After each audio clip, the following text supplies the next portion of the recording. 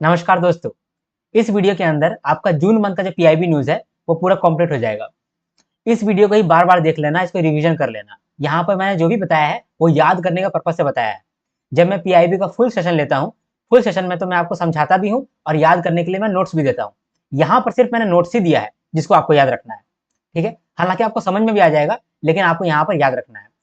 तो all news covered, कोई news को मैंने यहाँ पर स्किप नहीं किया है। It is what you need to learn and revise. इतना ही न्यूज़ आपको याद रखना है और रिवाइज़ करना है। मतलब इस वन शॉट के अंदर जो भी मैं आपको बता रहा हूँ, वो सारा का सारा आपको वर्ड टू वर्ड दिमाग में छपा रहना चाहिए। कैसे छपाएगा? 2 बार देख लो, 3 बार देख लो और टेस्ट लगा लो, ठीक है? These are the compilation of smart summary. जब भी मैं फुल सेशन लेता था, पीआईबी का जब फुल सेशन लेता हूँ, तो वहाँ पर मैं लास्ट में समरी करवाता हूँ। वो समरी का मैंने यहाँ पर कंपाइलेशन दिया हुआ है आपको। अगर आप पहली बार देख रहे हो ये वाला पीआईबी ऑफ जून, जून का पीआईबी का फुल सेशन आपने देखा नहीं है, आप पहली बार ही देखने वाले हो, तो उस केस में मैं आपको बोलूंगा कि आप ये वाला वीडियो देखो और साथ में टेक्स्ट भी रीड कर लेना, यानी पीडीएफ एक बार रीड कर लेना, ठीक है? जैसे कि यहाँ पर देखो, मैं कोई भी चीज़ आपको पढ़ाता हूँ तो 2 तरीके से पढ़ाता हूँ। पहले मैं नोट्स के माध्यम से समझाता हूँ आपको, ऐसे नोट्स के माध्यम से समझाता हूँ और फिर मैं आपको टेक्स्ट देता हूँ रीड करने के लिए। तो फुल सेशन में जब मैं फुल वीडियो सेशन लेता हूँ पीआईबी का, तो मैं दोनों कराता हूँ, ये भी कराता हूँ और ये भी कराता हूँ। ये चीज़ आपका लर्न के लिए है, रिवीजन के लिए सिर्फ ये है, ठीक है? और चूंकि एग्जामिनेशन में तो आपको मेरा नोट्स नहीं आएगा, एग्जामिनेशन में तो लेटर्स आएंगे, वर्ड्स आएंगे, सेंटेंसेस आएंगे, तो उनको रीड करना भी जरूरी है, तो मैं सेंटेंस को रीड कराता हूँ। लेकिन यहाँ पर चूंकि ये वन शॉट वीडियो है, तो मैं सेंटेंस को रीड नहीं करा पाऊंगा, ठीक है? ये जो रीडिंग में कराता था, ये रीडिंग में नहीं करा पाऊंगा। सिर्फ ये हमारा लर्निंग पर्पज से मैं यहाँ पर करा रहा हूँ। तो रीडिंग के लिए आप जरूर मेरा पीडीएफ गो थ्रू करना और वहाँ रीड कर लेना। अगर आप पहली बार देख रहे हो तो, आप पहली बार अगर आप नहीं देख रहे हो, पहले भी आपने पीआईबी सेशन पूरा का पूरा देख रखा है, तो उस केस में तो सिर्फ आपको ये वन शॉट वाला वीडियो देखना है, आपका काम हो जाएगा, ठीक है? ये हमारा संकलन बैच है जहाँ पर हम लोग पीआईबी कवर करते हैं, जीएम स्टैंडर्ड्स कवर करते हैं, रिपोर्ट्स कवर करते हैं और वो हर चीज कवर करते हैं जो आरबीआई ग्रेड बी 2025 के लिए रेलेवेंट है, इंपॉर्टेंट है, ठीक है? क्लियर हो गया? इसके बाद अगर आप मेरे ऐप के अंदर इनरोल हैं तो वहां पर आप टेस्ट भी लगा लेना, ठीक है? यानी कि यहाँ पर आप वन शॉट वीडियो देखें, वन शॉट वीडियो आपका डन हो गया। इसके बाद अगर आप पहली बार देख रहे हैं तो पीडीएफ रीड कर लेंगे, अदरवाइज पीडीएफ स्किप कर देंगे। इसके बाद आप टेस्ट लगा लेंगे। ये दो काम करने से ही, ये सिर्फ दो काम करने से आपका जून मंथ का पीआईबी डन, ठीक है? बस ये करना है आपको। चलो, अब आप सेशन को एंजॉय करो और एक लाइक जरूर दे दो। एक लाइक जो है वो मेरा मोटिवेशन दुगना करेगा और मेरा मेहनत को साकार करेगा। अगर आपको पीडीएफ लेना है ये वन शॉट वीडियो का या फिर पीआईबी सेशन का या फिर सारे करंट अफेयर्स का, तो आप करंट अफेयर्स वाले कोर्स में इनरोलमेंट ले सकते हैं। स्मार्ट कोर्स के अंदर हम लोग पूरा का पूरा आरबीआई ग्रेड बी को कॉम्प्रिहेंसिवली कवर किए हैं, तो आप स्मार्ट कोर्स के अंदर जा सकते हैं। पीडीएफ कोर्स के अंदर सिर्फ पीडीएफ मिलता है, ठीक है? अगर डिस्काउंट चाहिए तो यहाँ पर आप व्हाट्सएप में कॉन्टेक्ट करना, ठीक है? अब जाओ और सेशन देखो। तो हम लोग आज देखें कि मिनिस्ट्री ऑफ रूरल डेवलपमेंट ने लॉन्च किया नक्शा प्रोग्राम। नक्शा का फुल फॉर्म है national geo spatial knowledge based land survey of urban habitation. यानी अर्बन हैबिटेशन में हम लोग लैंड सर्वे कर रहे हैं using national geo spatial knowledge. मतलब कि ड्रोन का माध्यम से, सैटेलाइट का माध्यम से हम लोग क्या कर रहे हैं, अर्बन हैबिटेशन में लैंड का सर्वे कर रहे हैं कि कौन सा लैंड किसका है, ये कौन सा लैंड किसका नहीं है। तो लैंड ओनरशिप को रिकॉर्ड करने के लिए नक्शा प्रोग्राम आया है। इसका कॉस्ट है 194 करोड़, जो कि गवर्नमेंट बियर करने वाला है। अभी currently 157 urban local bodies 27 states के अंदर और 3 यूनियन टेरिटरीज के अंदर एक्टिव है, ठीक है, पार्टिसिपेट कर रहे हैं। ये सर्वे को करने के लिए 3 ऑर्गेनाइजेशन साथ में आया है। सर्वे ऑफ इंडिया, ये एरियल सर्वे करा रहा है, मतलब ड्रोन के माध्यम से सर्वे करा रहा है। Madhya Pradesh state electronic development corporation, ये जीआईएस प्लेटफॉर्म बना रहा है जिसके मदद से ये सर्वे हो रहा है। और लास्टली डेटा को स्टोर करने के लिए एनआईसी सर्विसेज इनकॉर्पोरेशन का हेल्प लिया जा रहा है। नक्शा प्रोग्राम को इम्प्लीमेंट करने के लिए, अच्छे तरीके से एग्जीक्यूट करने के लिए कैपेसिटी बिल्डिंग बहुत जरूरी है। जो आदमी नक्शा प्रोग्राम के अंदर काम करेगा उसको ट्रेनिंग देना बहुत जरूरी है। तो फेज 1 में हम लोग 160 मास्टर्स को ट्रेन किए ताकि वो आगे में ट्रेन कर पाए। अब फेज 2 आया है जिसमें हम लोग 304 ऑफिसर को नॉमिनेट कर रहे हैं। तो फेज 2 में हम लोग 304 ऑफिसर को नॉमिनेट कर रहे हैं। ये है न्यूज, ठीक है? हम लोग ट्रेनिंग के लिए 5 सेंटर ऑफ एक्सीलेंस भी स्टार्ट किए हैं। लबासना मसूरी, यसाडा पुणे, एमजी सिपा चंडीगढ़, एटीआई मैसूरू और नॉर्थ ईस्टर्न सेंटर गुवाहाटी। ये मैंने ऑर्गेनाइजेशन का शॉर्ट फॉर्म यूज किया है, लबासना, यसाडा, एमजी सिपा। इसको आप रीड कर सकते हैं। ठीक है, रीड करने के लिए मैंने टेक्स्ट भी दिया हुआ है। ओके, आगे बढ़ते हैं, नेक्स्ट न्यूज़ को देखते हैं। अगला न्यूज़ है कि ministry of agriculture and farmers welfare ने 2024 को क्लीन प्लांट प्रोग्राम जारी किया था। क्लीन प्लांट प्रोग्राम के तहत सरकार का ये विजन है कि क्लीन प्लांट पहुंचे फार्मर्स तक क्लीन प्लांट पहुंचे। क्लीन प्लांट का मतलब कि ऐसा सीड्स जो कि वायरस फ्री है। अगर virus free seeds, virus free planting materials farmer को पहुंचेगा तो फार्मर वायरस फ्री प्लांट उगाएगा। अगर वायरस फ्री प्लांट उगाएगा तो वो हाई क्वालिटी प्लांट होगा। वहां पर फ्रूट्स जो होंगे वो भी हाई क्वालिटी के रहेंगे। अगर हाई क्वालिटी के फ्रूट्स वो पैदा कर पाएगा, high quality high yield production कर पाएगा, तो उससे क्या बेनिफिट होगा? कंज्यूमर को बेनिफिट होगा, वो उसको हाई क्वालिटी फ्रूट्स मिलेगा। साथ में एक्सपोर्ट का डिमांड आएगा। अगर हाई क्वालिटी अगर फ्रूट्स आप जमा करते हैं, उत्पादन करते हैं, तो बाकी देश भी डिमांड करेगा, तो एक्सपोर्ट में भी हम लोग आगे बढ़ पाएंगे। तो देखो, एक्सपोर्ट में आगे बढ़ने के लिए कस्टमर को, कंज्यूमर को बेटर क्वालिटी का फ्रूट्स देने के लिए हम लोग बेटर प्लांट उगाना चाहते हैं। वो बेटर प्लांट उगाने के लिए क्लीन प्लांट प्रोग्राम आया है। किसके द्वारा? Ministry of agriculture and farmers welfare के द्वारा। जहां पर फार्मर्स को प्लांटिंग मटेरियल वायरस फ्री दिया जाएगा, हाई यील्ड वाला दिया जाएगा और हाई क्वालिटी का दिया जाएगा। अब ये हाई क्वालिटी मेंटेन हो रहा है नहीं हो रहा है, इसके लिए सर्टिफिकेशन भी लेकर के आ रहा है इस प्रोग्राम के अंदर सरकार। ठीक है, 9 सेंटर डिसाइड किया गया है, 9 सेंटर को इस्टेब्लिश किया जाएगा। ये 9 सेंटर जो है, यहाँ पर प्लांटिंग मटेरियल मिलेगा, सीड्स और सैपलिंग्स ये सब मिलेगा। ठीक है, तो अलग अलग फूड्स के लिए अलग अलग सेंटर बनाया गया है। जैसे ग्रेप्स, अंगूर के लिए एनआरसी पुणे को डिसाइड किया गया है। टेम्परेट फ्रूट्स जैसे कि वॉलनट और एप्पल और आलमंड जो कि ठंडा देश में पाया जाता है, तो उसके लिए सीआईटीएस श्रीनगर को चुना गया है और सीआईटीएस मुक्तेश्वर को चुना गया है। फिर सिट्रस फ्रूट जैसे कि ऑरेंजेस, इसके लिए सीसीआरआई नागपुर को चुना गया है और सीआईएएच बीकानेर को चुना गया है। फिर मैंगो, गुआवा, एवोकाडो, इसके लिए आईआईएचआर बेंगलुरु को चुना गया है। फिर मैंगो, गुआवा, लीची, इसके लिए सीआईएसएच लखनऊ को चुना गया है। पोमोग्रेनेट के लिए एनआरसी सोलापुर को चुना गया है और ट्रॉपिकल एंड सब ट्रॉपिकल फ्रूट्स के लिए ईस्टर्न इंडिया में काम हो रहा है। डन, ओके, आगे बढ़ते हैं।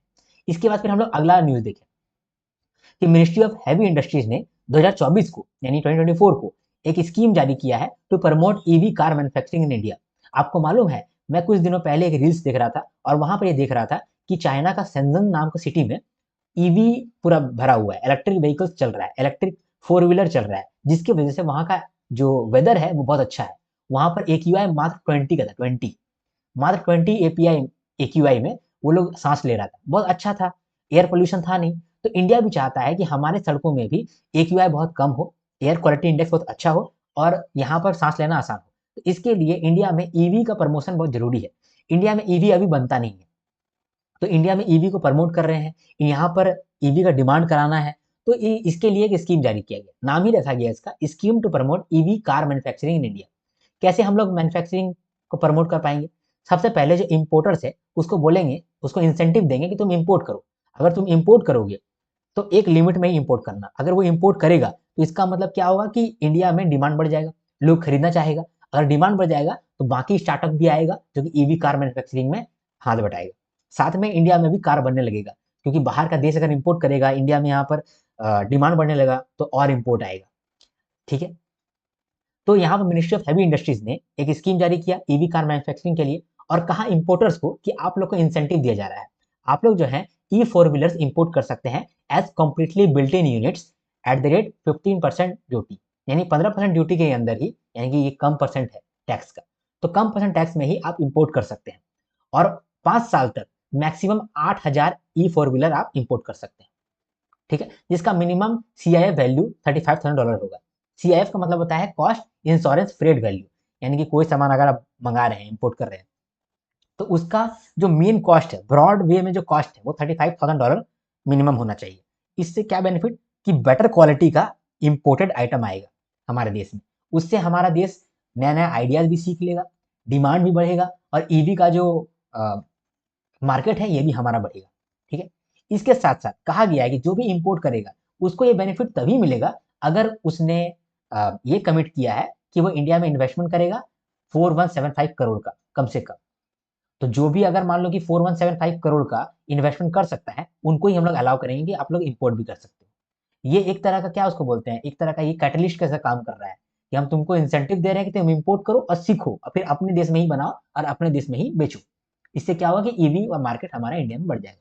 ठीक है, आगे बढ़ते हैं। फिर है ministry of science and technology ने भारत जेन लाया है, लॉन्च किया है। ये जो भारत जेन है ये क्या है, ये मल्टी मॉडल जनरेटिव एआई है। जनरेटिव एआई का मतलब जैसे कि इंडिया का चैट जीपीटी समझ लो, तो भारत जेन क्या है, इंडिया का चैट जीपीटी। यहाँ पर आप text, speech and image modalities का इस्तेमाल कर सकते हैं। ये जो भारत जेन है ये डेवलप हुआ है under national mission on interdisciplinary cyber political system. ठीक है, ये जो भारत जेन का प्रोजेक्ट है इसके अंदर 22 इंडियन लैंग्वेज इनकॉर्पोरेट किया गया है। ठीक है, और ये जो भारत जेन बना है, लैंग्वेज मॉडल बना है, इसको इंप्लीमेंट कैसे किया गया है, through TIH foundation for IoT और आईओई, जो कि आईआईटी बॉम्बे के अंदर आता है। TIH foundation for IoT and IoE. Okay, आगे बढ़ते हैं। 5 जून को वर्ल्ड इन्वायरमेंट डे मनाया गया। ठीक है, जिसका थीम रखा गया बीट प्लास्टिक पोल्यूशन। इसके होस्ट हैं साउथ कोरिया। ठीक है, यूएनईपी के द्वारा ये लीड किया जाता है। ठीक है, world environment day. World environment day आप हमेशा याद रखना, क्योंकि ये मेरी फेवरेट मैम का बर्थडे है 5690। ठीक है, काश मैम ये वीडियो देखे, काश। ठीक है, क्लास 5 में ये मेरी मैम हुआ करती थी, मेरी फेवरेट मैम थी, उनका बर्थडे था 5690। 56 मतलब कि 5 जून, 5 जून को वर्ल्ड इन्वायरमेंट डे है। ठीक है, इस दिन बहुत सारा इनिशिएटिव लिया गया और उन इनिशिएटिव को एक बार हम लोग देख लेते हैं। पहला है एक पेड़ माँ के नाम। तो प्रधानमंत्री मोदी ने बनियान सैपलिंग लगाया और उन्होंने कहा कि हम लोग एम कर रहे हैं कि 10 करोड़ प्लांट हम लोग लगाएंगे बिटवीन जून 5 टू सितंबर 30। It will be a part of Aravalli green wall. Aravalli green wall क्या है, हम लोग नॉर्दर्न इंडिया में, नॉर्थ वेस्टर्न इंडिया में कह सकते हैं, वहां पर हम लोग अरावली रेंज के अंदर 700 किलोमीटर्स को मतलब रिफॉरेस्ट कर रहे हैं। 700 किलोमीटर को रिफॉरेस्ट कर रहे हैं, उसको हम लोग बोल रहे हैं अरावली ग्रीन वॉल। तो वहां पर ही हम लोग 10 करोड़ प्लांट लगाना चाहते हैं, एक पेड़ माँ के नाम इनिशिएटिव के नाम से। दूसरा, प्लास्टिक की दुनिया प्रकृति का विनाश, इस नाम से स्ट्रीट प्ले हुआ। किसके द्वारा ऑर्गेनाइज किया गया, all India institute of Ayurveda, जहां पर इन्वायरमेंटल इनिशिएटिव्स को लेकर के एक अवेयरनेस क्रिएट किया गया। इस स्ट्रीट प्ले का नाम क्या था, प्लास्टिक की दुनिया प्रकृति का विनाश। इसके बाद eco clubs under mission life, students को सेंसिटाइज किया गया about environmental issues and environmental concerns, ministry of education के द्वारा। ठीक है, इसके बाद national plastic waste reporting portal. इस पोर्टल के अंदर हम लोग वेस्ट मैनेजमेंट को रिकॉर्ड करते हैं कि वेस्ट मान लो कि कहीं से कलेक्ट किया गया तो किस तरह से वो फिर प्रोसेस किया गया, उसका डिस्पोजल कैसे हुआ, वो पूरा का पूरा हम लोग रिपोर्ट करते हैं और रिकॉर्ड करते हैं national plastic waste reporting portal के अंदर। फिर स्वच्छ भारत मिशन के अंदर भी हम लोग काफी काम किए हैं, जैसे कि प्लास्टिक आउट फैब्रिक इन। जैसे कि प्लास्टिक पन्नी वगैरह होता नहीं है, कैरी बैग, तो प्लास्टिक कैरी बैग को हटाओ और क्लॉथ वाला कैरी बैग को आप लो। ठीक है, इसके बाद फिर स्वच्छ भारत हरित भारत, इसके नाम पे भी एक इनिशिएटिव जारी किया गया।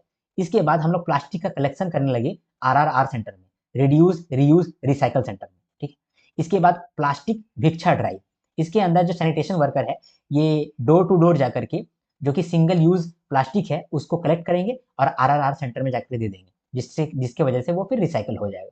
ठीक है, इसके बाद फिर मोबाइल बस बाय नेशनल बुक ट्रस्ट।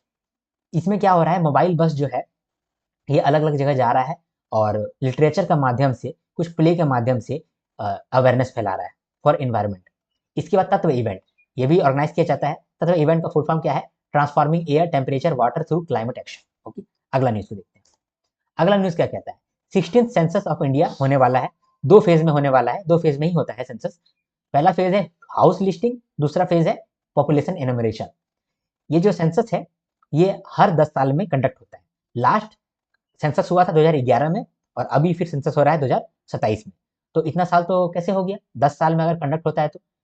देखो शेड्यूल था 2021 में ही सेंसस हो जाने का, लेकिन 2021 में चूंकि कोविड का ईयर्स चल रहा था इसीलिए हम लोग उस समय नहीं कर पाए। 2027 में हम लोग का पॉपुलेशन इंडेक्स, पॉपुलेशन सेंसस हो रहा है। ठीक है, किसके द्वारा सेंसस बनाया जाता है, प्रिपेयर किया जाता है, by registrar general and census commissioner under ministry of home affairs. पहला सेंसस इंडिया में जब हुआ था वो 1872 में हुआ था। ये नॉन सिंक्रोनस था। नॉन सिंक्रोनस का मतलब कि एक समय में ही सारा सेंसस नहीं हो रहा है, कोई पार्ट में कहीं और सेंसस हो रहा है, दूसरे पार्ट में कभी और सेंसस हो रहा है, बाद में मिला दे रहे हैं, इसको बोला नॉन सिंक्रोनस सेंसस। ये हुआ था पहली बार इंडिया में 1872 में। इंडिया में पहला कंप्लीट सेंसस हुआ था 1881 में।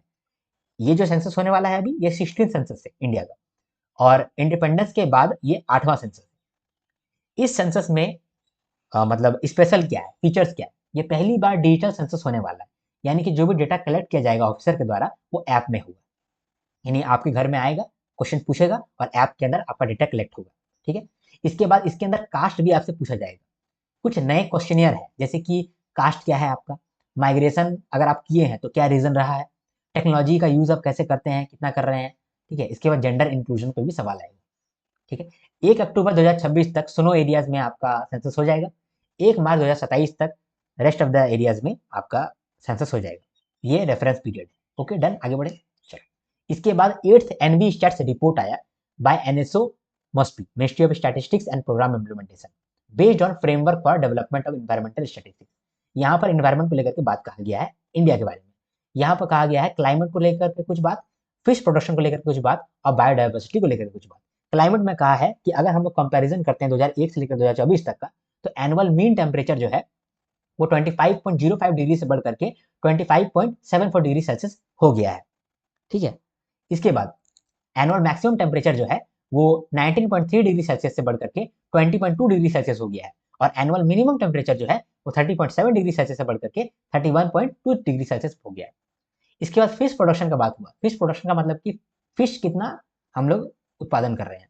तो 2013 से लेकर 2014 और 2023-24 तक का अगर कंपैरिजन करते हैं, तो इनलैंड में यानी कि हमारे देश के अंदर जो रिवर्स है, पॉन्ड्स है, वहां का बात करें तो 2013-14 में हम लोग 61 लाख टन फिश प्रोडक्शन करते थे, जो कि अब बढ़ गया है 139 लाख टन हो गया है। मरीन में यानी कि समुद्र के अंदर 34 लाख टन होता था पहले, अब हो रहा है 44.9 लाख टन। बायोडाइवर्सिटी की बात करें तो टोटल फॉनल स्पीसीज 16.7 लाख पाया जाता है, इंडिया के अंदर 1.04 लाख पाया जा रहा है। ओके, आगे बढ़ते हैं। इसके बाद अमृत महा आवास अभियान अवार्ड जो है, ये इंपॉर्टेंट नहीं है लेकिन आपको रीड करना था, रीड कर लो, मैंने इसको नहीं पढ़ाया है, इंपॉर्टेंट नहीं है। आगे बढ़ते हैं। इसके बाद वर्ल्ड बैंक ने अपडेटेड पॉवर्टी लाइन जारी किया है। ठीक है, तो लोअर इनकम कंट्रीज के लिए, lower and middle income countries के लिए और अपर एंड मिडिल इनकम कंट्रीज के लिए ओल्ड पॉवर्टी लाइन और न्यू पॉवर्टी लाइन मैंने यहाँ पर दिया हुआ है। तो ओल्ड पॉवर्टी लाइन भी दिया हुआ है, न्यू पॉवर्टी लाइन भी दिया हुआ है। इंडिया के लिए जो lower and middle income countries है उसका पॉवर्टी लाइन देखना जरूरी है, क्योंकि वर्ल्ड बैंक जो है इंडिया को lower and middle income countries के अंदर मानता है। उस हिसाब से lower and middle income countries के लिए पॉवर्टी लाइन डिसाइड किया गया है। तो इंडिया के लिए $4.20 पर डे, अगर कोई इससे इतना रुपया से भी कम कमाता है तो वो पॉवर्टी लाइन के नीचे आता है, वो पुअर कहलाता है। लेकिन अगर मान लो कि $3 पर डे से भी कम कमा रहा है कोई आदमी, तो उसको हम लोग बोल देंगे एक्सट्रीम पुअर। ठीक है, तो पुअर किस में होगा, $4.20 पर डे से कम कमाएगा तो वो पुअर हो जाएगा, और एक्सट्रीम पुअर का बात करेंगे तो $3 पर डे से कम कमाएगा तो वो एक्सट्रीम पुअर हो जाएगा। इंडिया में देखा गया है 2022 और 23 का डेटा के हिसाब से, अगर हम लोग 4.20 पर डे का देखते हैं, उस हिसाब से 23.9% जो है वो पुअर है। और अगर हम लोग एक्सट्रीम पुअर का बात करें, एक्सट्रीम पॉवर्टी की बात करें, तो $3 पर डे से नीचे 5.25% हमारे लोग हैं। ठीक है, मतलब 5.25% जो है वह एक्सट्रीम पॉवर्टी के अंदर आते हैं, और 23.9% हमारे पॉवर्टी के अंदर आते हैं। ये जो पॉवर्टी लाइन है ये क्या है, रोटी कपड़ा मकान के लिए मिनिमम खर्चा ही पॉवर्टी लाइन कहलाता है अकॉर्डिंग टू वर्ल्ड बैंक। ठीक है, तो ये तो हमारा बात हो गया इंडिया को लेकर के। वर्ल्ड को लेकर के क्या बात करना था, वर्ल्ड में जो है एक्सट्रीम पुअर का जो नंबर है वो 125 मिलियन से बढ़ गया है। और अभी ग्लोबल पॉवर्टी की बात करें तो 10.5% है global poverty as per 2022-23 data. Okay done, आगे बढ़े। चलो, इसके बाद हम लोग देखें कि 7th इंटरनेशनल कॉन्फ्रेंस हुआ है डिजास्टर रेजिलिएंट इंफ्रास्ट्रक्चर को लेकर के, किसके द्वारा ऑर्गेनाइज किया गया। सबसे पहले तो ये नाइस फ्रांस में हुआ है। ये कॉन्फ्रेंस 7th नंबर का है। कहां पर हुआ है, नाइस फ्रांस में हुआ है।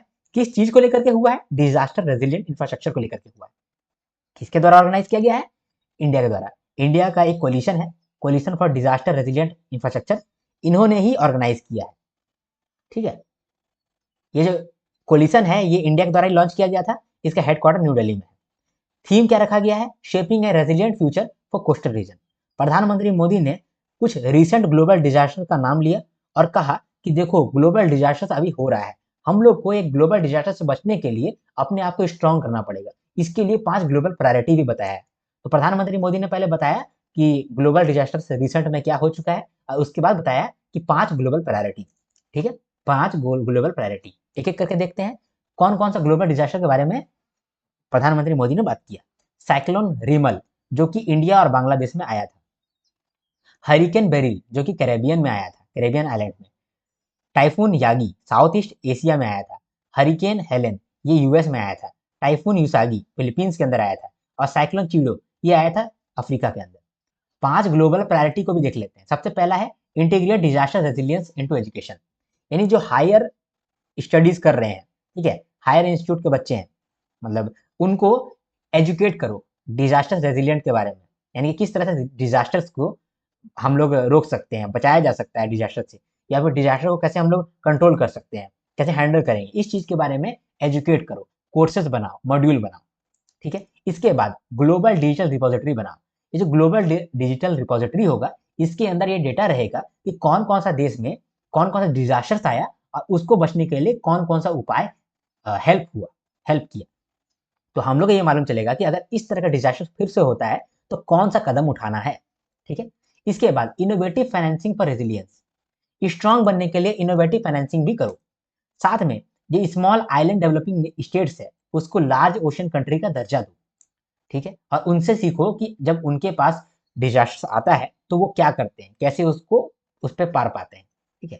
साथ में अर्ली वार्निंग सिस्टम को भी स्ट्रेंथन करो ताकि हम लोग का बेनिफिट हो सके। ओके, आगे बढ़ते हैं।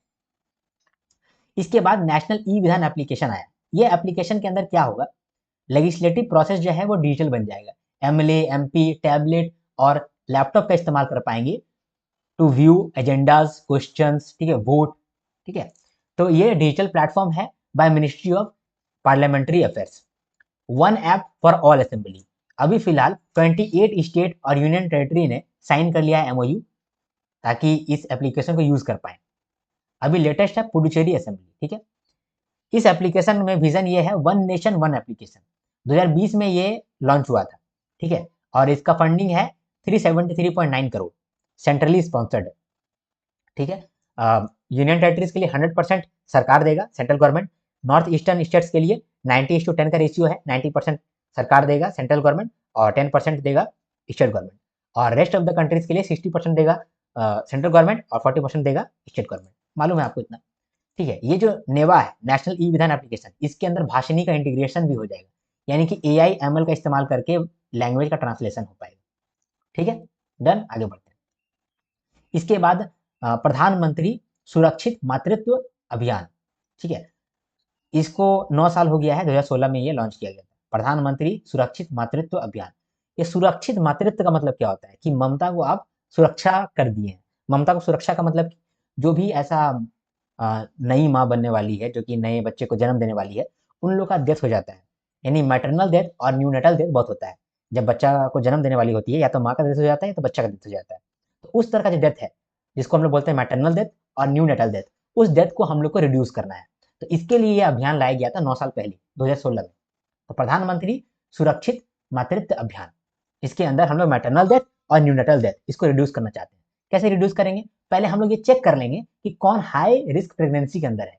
जो भी लेडीज हाई रिस्क प्रेगनेंसी के अंदर होंगी उसको हम लोग मैनेज कर लेंगे, उनको खोज करके उनको मैनेज कर लेंगे, उन पर फोकस देंगे।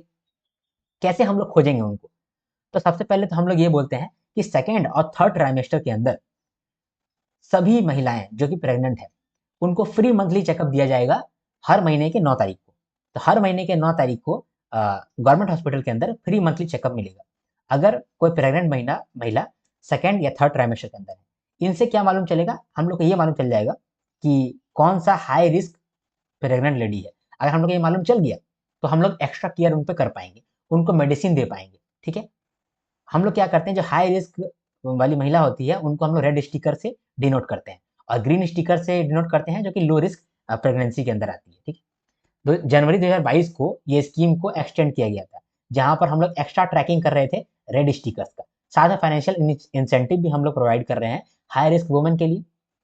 प्लस जो आशा वर्कर अगर वो 3 बार से ज्यादा विजिट कर रही हैं तो उनके लिए भी फाइनेंशियल इंसेंटिव भी ऐड किया गया था जब PMSMA को एक्सटेंड किया गया 2022 में, ठीक है। मध्य प्रदेश है जहां पर मैक्सिमम लोग एग्जामिन किए गए हैं। उत्तर प्रदेश में हाई रिस्क सबसे ज्यादा महिलाएं हैं। अब महाराष्ट्र जो है वो टॉप स्टेट बन गया है बाय वॉलंटियर रजिस्ट्रेशन। ओके, आगे बढ़ते हैं। इसके बाद एसईजेड के लिए कुछ रिफॉर्म्स आया है। जो भी SEZ semiconductor and electronic industry के अंदर मैन्युफैक्चरिंग कर रहा है, सेमीकंडक्टर एंड इलेक्ट्रॉनिक्स इंडस्ट्री, इसके अंदर कोई भी एसईजेड के अंदर मैन्युफैक्चरिंग कर रहा है तो उनके लिए कुछ रिफॉर्म्स को इंट्रोड्यूस किया गया है। एसईजेड क्या होता है? एसईजेड ऐसा जोन है, ऐसा इकोनॉमिक जोन है जहां पर अगर आप इकोनॉमिक सर्विस कर रहे हैं या इकोनॉमिक ट्रांजेक्शन कर रहे हैं तो वहां पर आपको सरकार की तरफ से बेनिफिट मिलता है। इंपोर्ट में और एक्सपोर्ट में आपको ड्यूटी नहीं लगता है।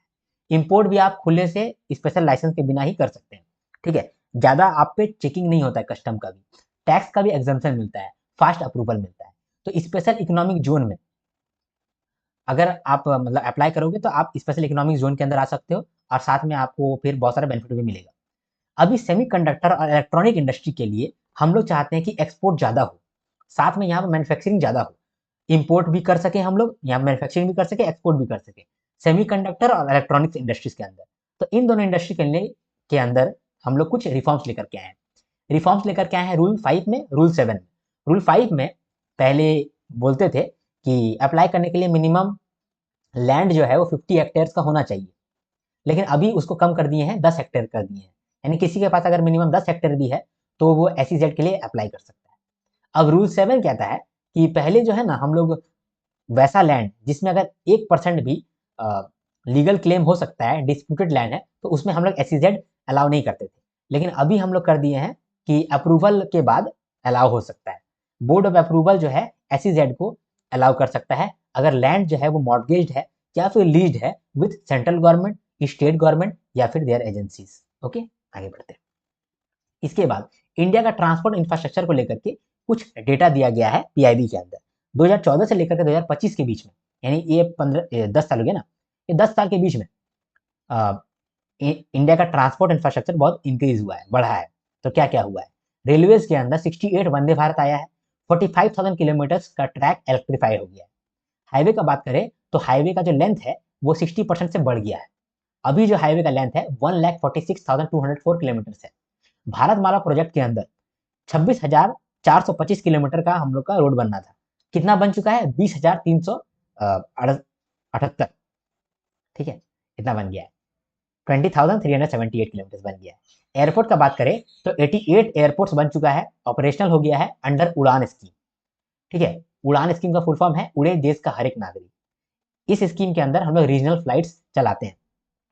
रीजनल फ्लाइट्स यानी कि टीयर 2 टीयर 3 सिटीज में जो फ्लाइट चलने लगा है उसमें 1.5 करोड़ लोग अब यूज कर रहे हैं रीजनल फ्लाइट्स, ठीक है। इसके बाद पोर्ट्स और वाटरवेज का बात करें तो कैपेसिटी बढ़ गया है, जो इंडियन पोर्ट है उसका कैपेसिटी बढ़ गया है, बढ़ करके डबल हो गया है, 2762 million metric tonne per annum हो गया है। सागरमाला 2.0 भी अभी लॉन्च हुआ है और इनलैंड वाटर कार्गो जो है वो भी बढ़ गया है। इनलैंड वाटर कार्गो का मतलब कि देश के अंदर जो पोर्ट्स है, ठीक है, देश के अंदर जो पोर्ट्स है, इनलैंड पोर्ट्स जो है, देसी जो भी कार्गो इधर उधर जा रहा है वो कार्गो भी बढ़ा है। पहले 18 मैट्रिक मिलियन टन होता था, अब 146 मिलियन मैट्रिक टन होने लगा है, 710% का इंक्रीज है। इसके बाद 3 मेजर पोर्ट्स के अंदर हम लोग ग्रीन हाइड्रोजन हब्स बना रहे हैं। तो 3 मेजर पोर्ट कौन सा है वो हमको आप बताइएगा, ठीक है। इसके बाद green skills and EV training programme, ठीक है, मोसड़े के अंदर डायरेक्टरेट जनरल ऑफ ट्रेनिंग, इसके बाद शेल इंडिया और एडुनेट, ये तीनों मिलकर के green skills and EV training programme लेकर के आया है। हम लोग ये बात किए थे कि ईवी का मैन्युफैक्चरिंग के लिए हम लोग अभी काम कर रहे हैं। ईवी का मैन्युफैक्चरिंग के लिए हम लोग इंपोर्ट के लिए इंसेंटिव दे दिए हैं। इंपोर्ट के लिए इंसेंटिव दे दिए तो ईवी आएगा हमारे देश में, हमारे देश में आएगा, लेकिन हमारे देश में वैसा वर्कफोर्स ही नहीं रहेगा जो कि ईवी को समझता हो, तो फिर बेकार ही ना हो गया। तो वैसा वर्कफोर्स भी बनाना पड़ेगा जो कि ईवी को समझता हो। तो कैसे पढ़ाएंगे उसको? तो पढ़ाने के लिए कुछ कोर्स हम लोग लेकर के आए हैं। उस कोर्स को जारी करने के लिए हम लोग कुछ इंस्टीट्यूशन से बात कर लिए, ठीक है। तो हम लोग 250 इंस्ट्रक्टर को ट्रेन करेंगे, ईवी लैब को सेटअप करेंगे और फिर स्टूडेंट्स को सर्टिफिकेट देंगे, ठीक है। ये सर्टिफिकेट किसके द्वारा दिया जाएगा? शेल इंडिया के द्वारा दिया जाएगा और मोसड़े के द्वारा दिया जाएगा, ministry of skill development and entrepreneurship, ठीक है। 3 तरीके का कोर्स जारी होगा, 240 आवर कोर्स, 90 आवर कोर्स और 50 आवर कोर्स। 240 आवर कोर्स के अंदर एडवांस ईवी टेक्नीशियन को बना दिया जाएगा, 90 आवर्स कोर्स के अंदर जॉब रेडी स्किल कोर्स आपको दिया जाएगा और 50 आवर्स कोर्स के अंदर बेसिक ग्रीन स्किल्स कोर्स को दिया जाएगा, ठीक है। इसके बाद Sakura science programme, Japan invite कर रहा है एशिया और अदर कंट्रीज के स्टूडेंट्स को, ताकि वो लोग अपने देश आए, मतलब जापान आए और जापान का जो एडवांस टेक्नोलॉजी है उसको देखे और इंस्पिरेशन ले और अपने देश में भी साइंस टेक्नोलॉजी के फील्ड में अपना काम करें। तो Japan invited students from Asia and other countries, ठीक है, to inspire young minds in the field of science and technology and to let them see that Japan's advanced technology is growing very much faster. ठीक है। 2025 में 20 student को India से select किया जा रहा है कि वो जापान विजिट करेंगे अंडर सकुरा साइंस प्रोग्राम। ये जो प्रोग्राम है 2014 में स्टार्ट हुआ था और इंडिया ने ज्वाइन किया 2016 में। ठीक है, चलो इसके बाद पीएम वानी। पीएम वानी, वानी का फुल फॉर्म है वाईफाई एक्सेस नेटवर्क इंटरफेस। देखो पीएम वानी के अंदर 4 पिलर है। पीएम वानी के अंदर हम लोग ये चाहते हैं कि इंटरनेट का सुविधा गांव जिले तबका हर जगह पहुंचे। तो उस जगह पहुंचाने के लिए हम लोग क्या काम कर रहे हैं, हम लोग चाहते हैं कि जगह जगह पर एक ऐसा डेटा ऑफिस हो, पब्लिक डेटा ऑफिस हो, जो कि वाईफाई हॉटस्पॉट फ्री में देता हो, मतलब फ्री में नहीं कम दाम में देता हो। अगर मान लो कि गांव में एक ऑफिस है जो कि वाईफाई बेचता है, ठीक है, मतलब कि वहां पर बैठ करके आप वाईफाई चला सकते हो। अगर 1 घंटा चलाना है 5 रुपए दे दो, 2 घंटा चलाना है 10 रुपए दे दो, तो वहां पर जा करके आप वाईफाई का यूज कर सकते हो। तो इस तरह का जो ऑफिस बन रहा है उस ऑफिस को बोलते हैं हम लोग पब्लिक डेटा ऑफिस। ठीक है, ये जो पब्लिक डेटा ऑफिस है ये कहीं से इंटरनेट खरीदता होगा और वह इंटरनेट खरीद करके आगे जाकर के बेचता होगा, है ना, दूसरे को बेचता होगा। तो ये जो पीएम वानी है इसके अंदर 4 पिलर है।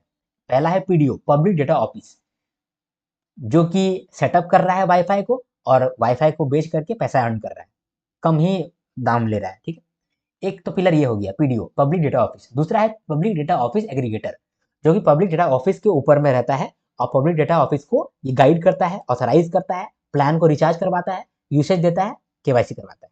ठीक है, तीसरा है ऐप प्रोवाइडर। ऐप प्रोवाइडर क्या काम करता है, ये कस्टमर इसको यूज करके देख पाता है कि अगल बगल में कहाँ पर पीडीओ है।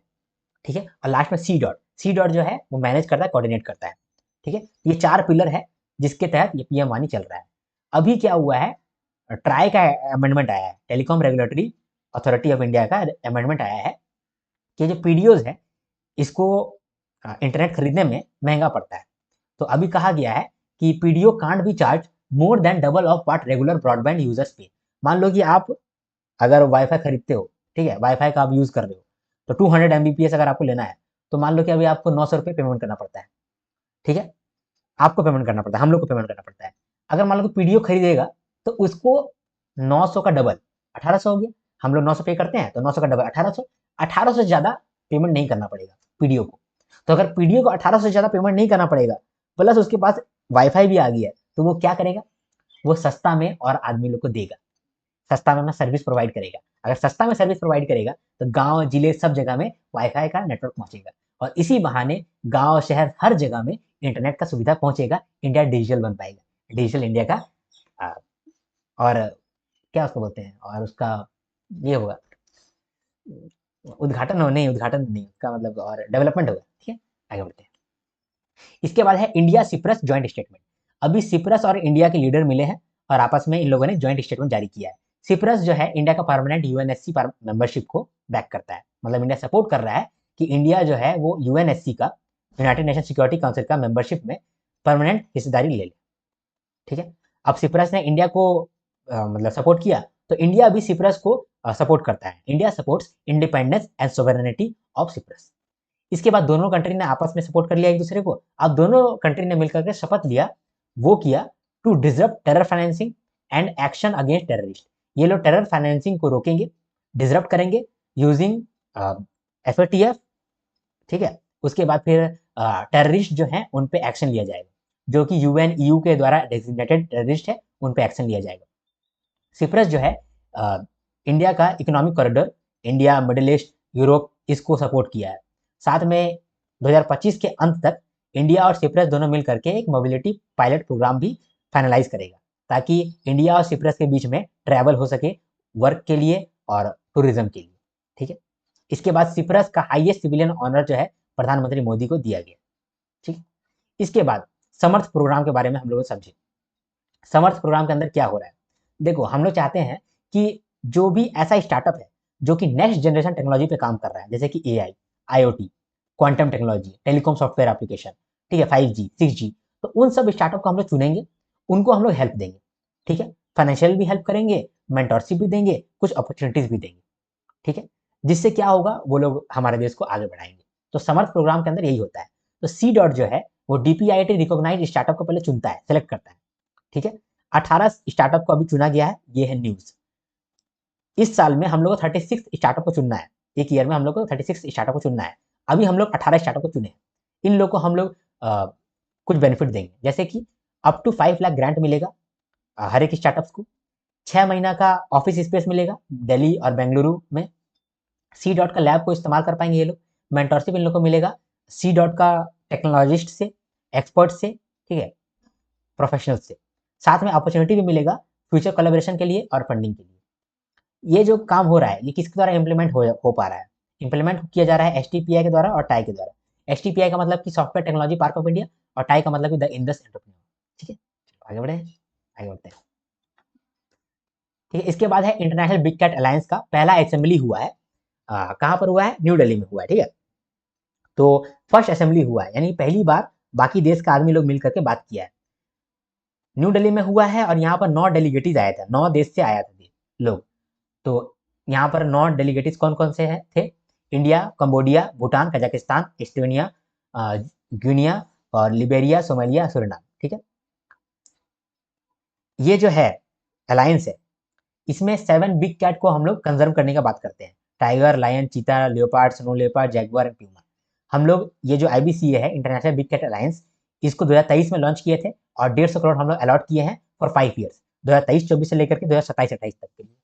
नोडल एजेंसी है NTCA, national tiger conservation authority, from ministry of environment, forest and climate change. ठीक है, ये जो अलायंस हुआ है, ये जो असेंबली हुआ है पहली बार न्यू दिल्ली में, यहाँ पर प्रेसिडेंट बनाया गया है भूपेंद्र यादव को और डायरेक्टर जनरल बनाया गया है एसपी यादव, याद रखिएगा।